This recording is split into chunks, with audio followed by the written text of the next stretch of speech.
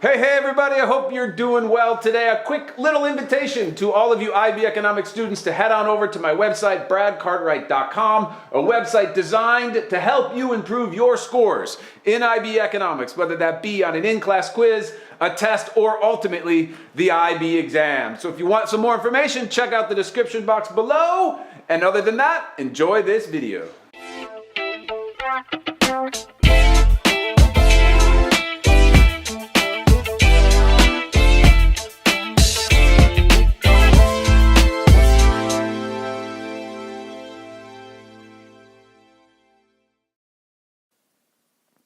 All right, well, let's take a look at how we would build the base diagram of all of the market failure diagrams. Now, there are 4 diagrams in market failure.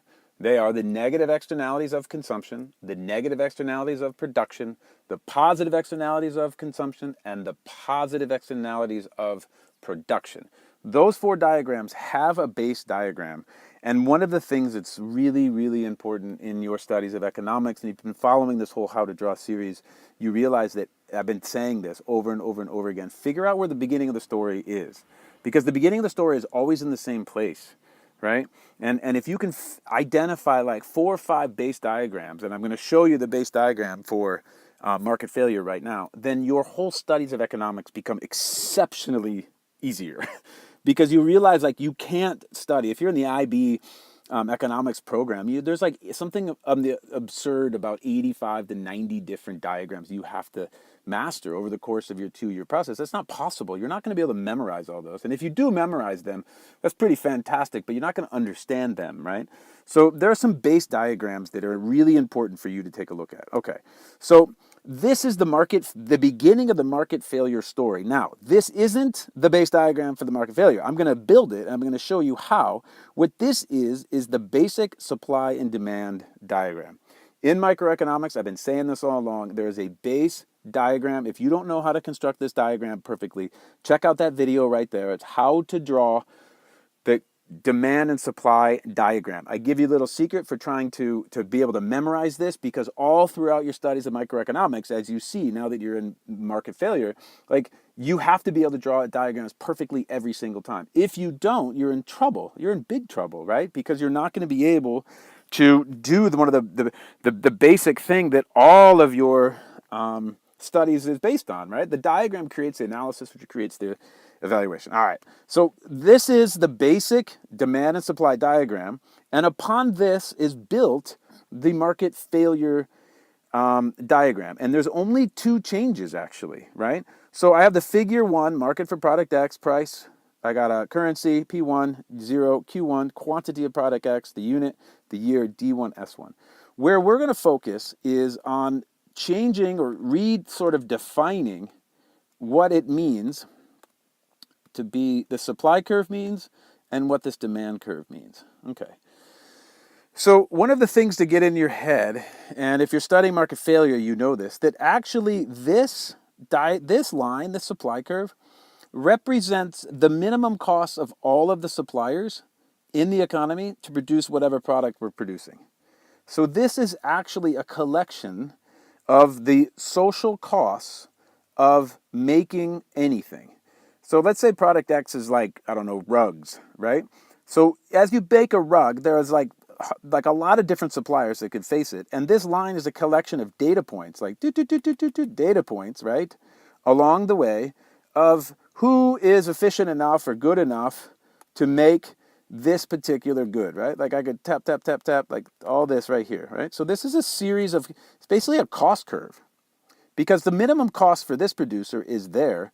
The minimum cost for this producer is here. So if we connect all those, then we can have a line that represents the social cost, the cost to society for producing it, and each little level up is marginally more expensive. So the total cost, let's say, of producing it P1, Q1, is this plus that plus this, all these producers plus out to there, okay?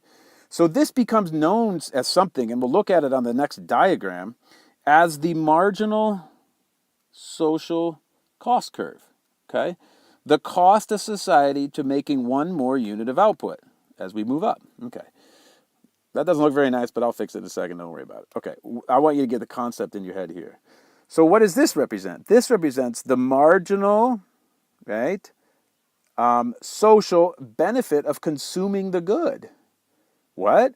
Yeah, so at this price level, right, there's only a couple people. Remember, this is not a line, it's a series of people, it's a series of data points. And at this price, only that many people can buy it. At this price, only that many. At this many, only that many. At this, hey, look, at all these people can buy the good if it's at P1.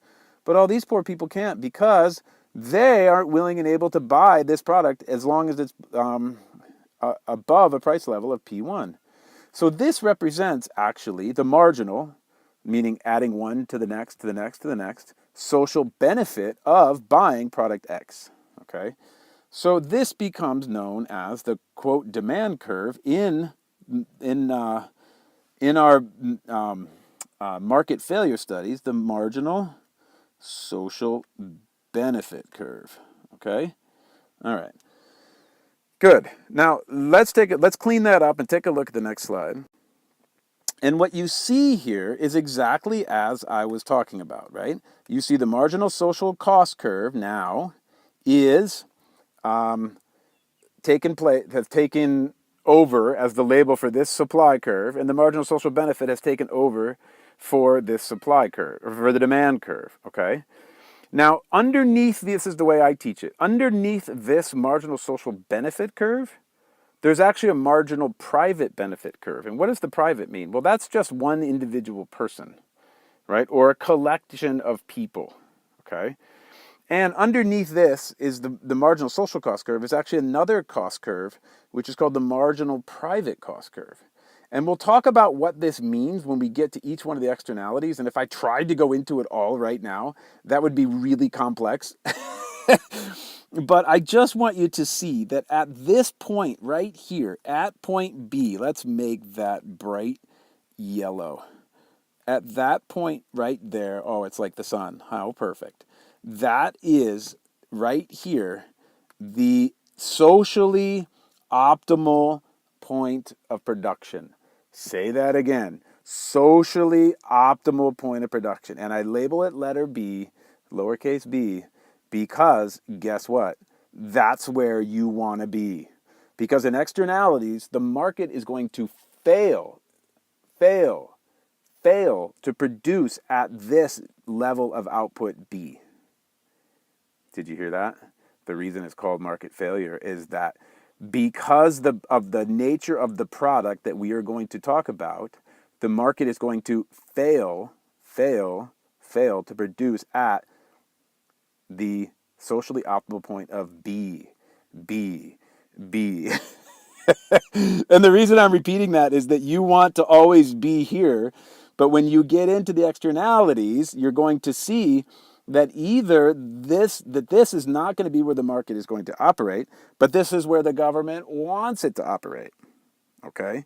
So just remember, where you want to be is where the letter B is. This is where you want to be, which is the socially optimal point of production. And to layer in one more little point, which might confuse you, but it's necessary. This is also at point B, where consumer surplus and producer surplus is maximized. Okay? So now that you understand this, and if you don't check out your book, this is just how to draw it, right? This is the how to draw series, not how to say it all in one video. I don't want this to be a 15-minute video, right? Or 20-minute video. But this is the beginning base diagram for all of the externality scenarios that you're going to be given, okay? This is analogous to the base diagram for aggregate for supply and demand. As you can see, this has just changed the names of it, right? This is analogous for macroeconomics. Those of you who have taken macroeconomics, or when you do, you will see there's an aggregate demand, aggregate supply curve, which is, that diagram is the basis for all macro curves. And I have a how to draw series on that right there. Also, you will see, if you move on, especially if you're an IB economics student, as you move on, there's a base diagram for your international economic studies, and the base diagrams right there, okay? So check out, just know, I mean, if you're in microeconomics, you don't need to know that those are there yet, but I've put together a comprehensive set of videos to show you all of these base diagrams, because from these diagrams, and you got to memorize these diagrams, you build all the others. But if you know the base diagrams, then you're just focused on behavior, and that's really, really easy to decipher. All right, so know this diagram, know that the marginal private cost is underneath the marginal social cost, know that the marginal social benefit is underneath the marginal private benefit. This is going to help you a lot in your studies of market failure. Well, there you have it, my friends. I hope you enjoyed that video. If you want more information on the subscriptions available for IB Economics students around the world, check out the description box below. All right, my friends, a reminder to be good to yourselves out there. Be kind to someone today, and we'll talk to you in a bit.